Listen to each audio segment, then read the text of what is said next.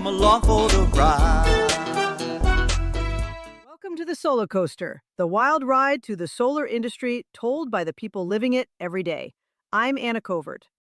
And I'm Alex Herrera. Imagine spending years developing a state-of-the-art clean energy project, securing the land, getting the funding, and buying the equipment, only to be told you have to wait in a virtual line for 7 years just to plug it into the electrical grid. It sounds like a bureaucratic nightmare, but it is the actual reality for thousands of wind, solar, and battery storage projects across the United States right now.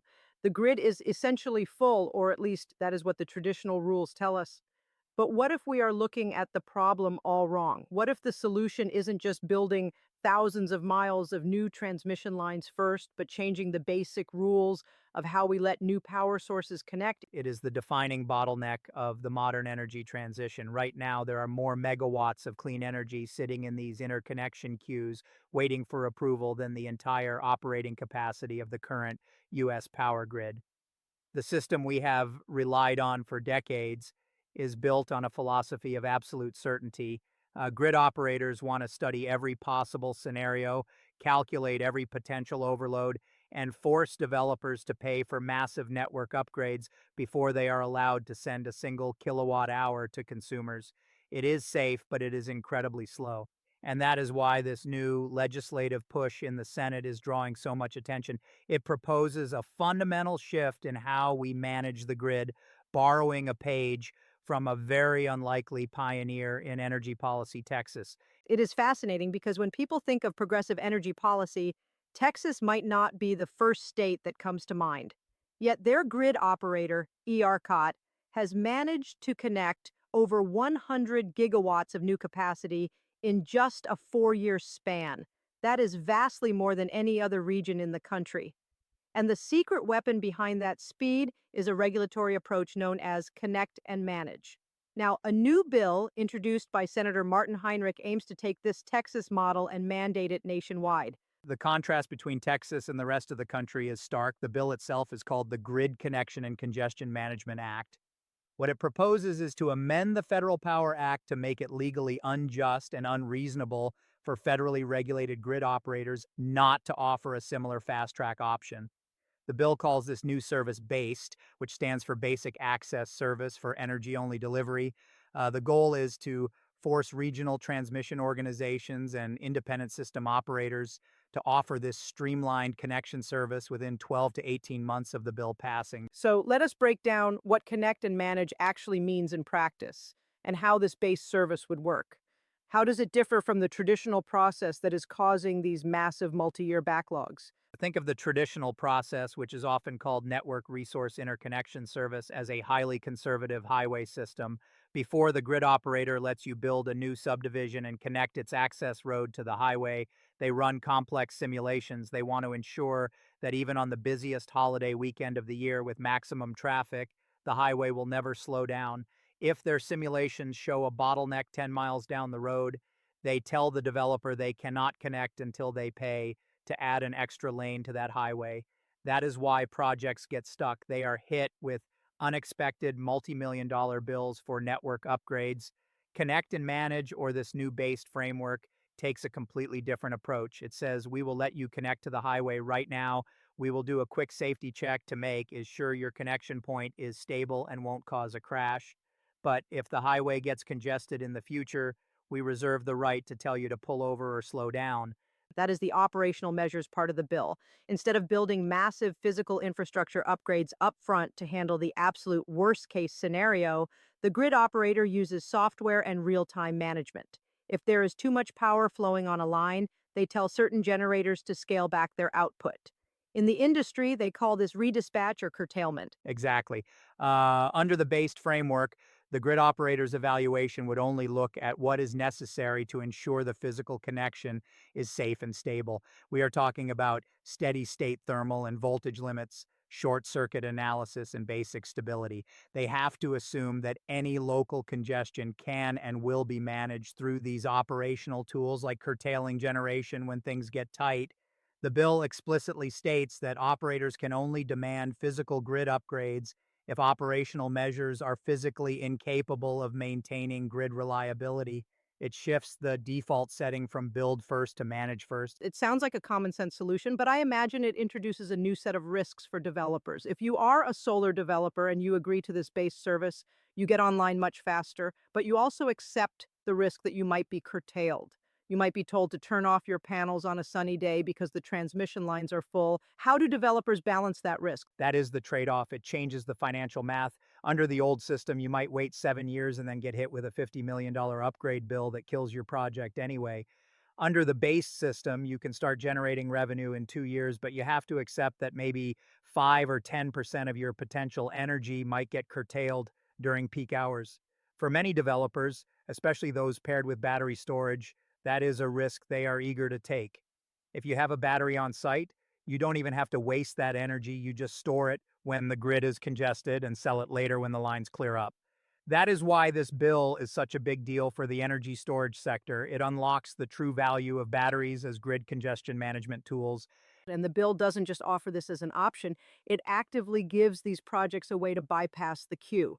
Can you explain how the priority mechanism works? Because right now, the queue itself is a giant bottleneck where projects are grouped together in massive studies that can take years to complete. This is one of the most aggressive parts of the legislation. It allows a developer requesting base service to elect to have their project evaluated independently of those massive grouped study processes. The grid operator is flatly prohibited from delaying a based request just because they are waiting on a larger group study. It is essentially a fast pass lane. If you are willing to accept the risk of operational curtailment, you get to skip the line. And the bill also outlines a clear transition path. If a developer starts with base service to get online quickly, they can still apply to transition to a full network service later if they want to secure guaranteed non-interruptible transmission rights. So it gives them flexibility, get online, start generating cash flow, and then figure out the long term upgrades later.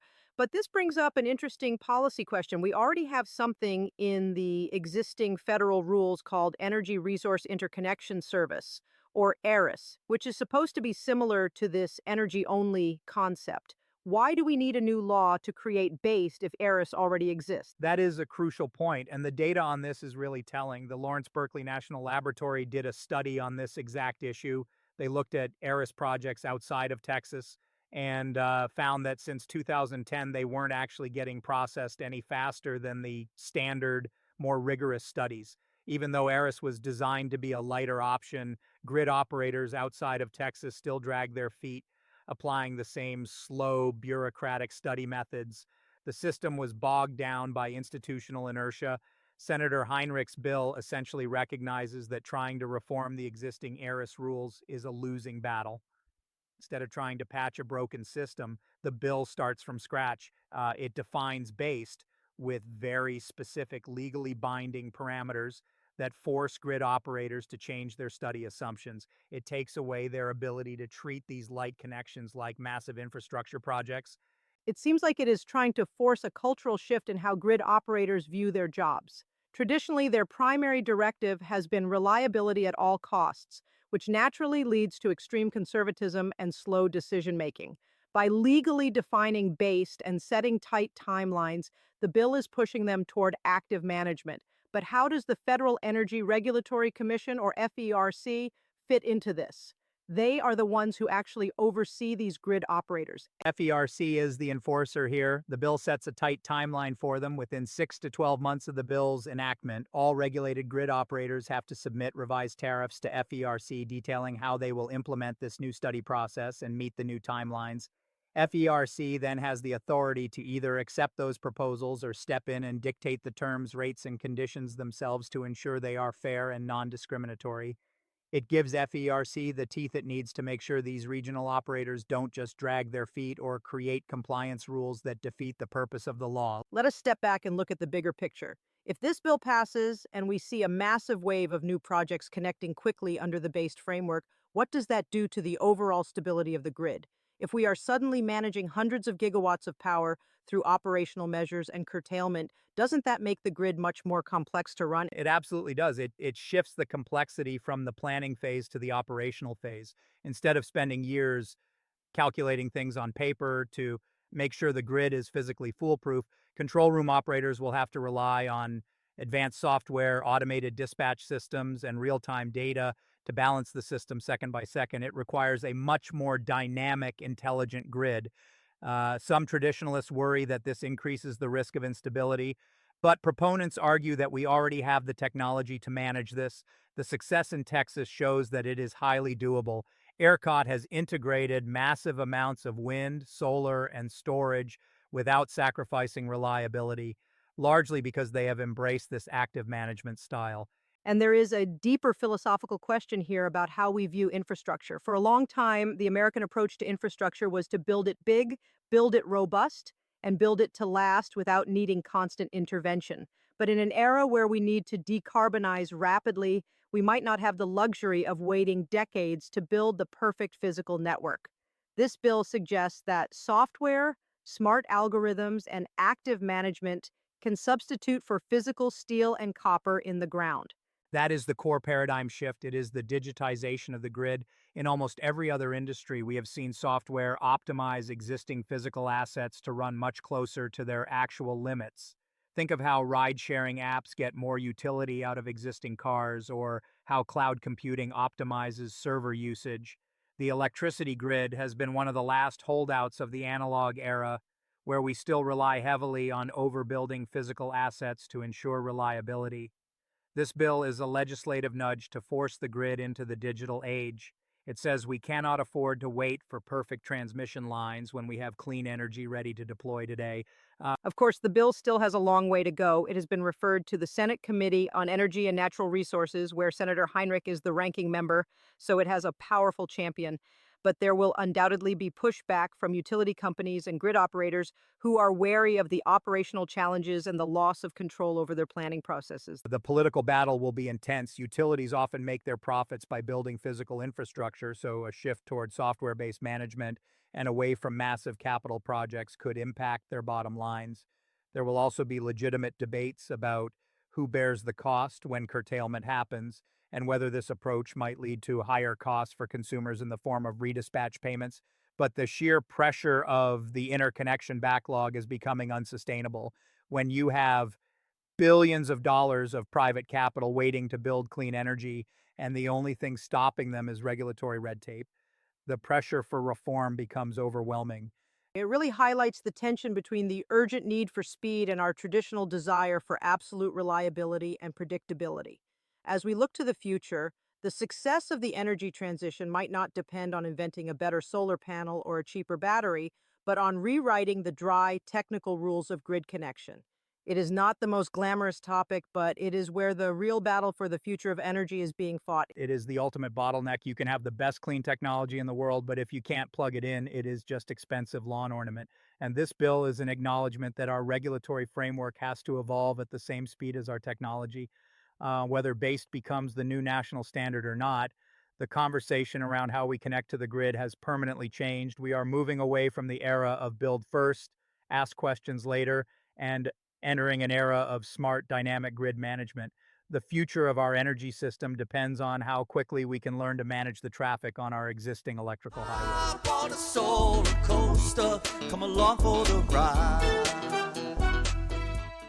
This episode of The Solar Coaster is narrated using AI-generated technology, representing Anna Covert and Alex Herrera. The material presented is aggregated from publicly available solar industry news sources. All commentary reflects reported industry developments and does not constitute personal opinions, investment advice, or endorsements by the hosts or Solar producers. Coaster is proudly sponsored by Sun Energy Today, redefining what solar means for business and infrastructure. We engineer and deliver large-scale clean energy solutions, from megawatt solar farms to advanced graphene storage, designed for resilience, performance, and measurable return. Sun Energy Today, built to power what's next. Learn more at sunenergytoday.com.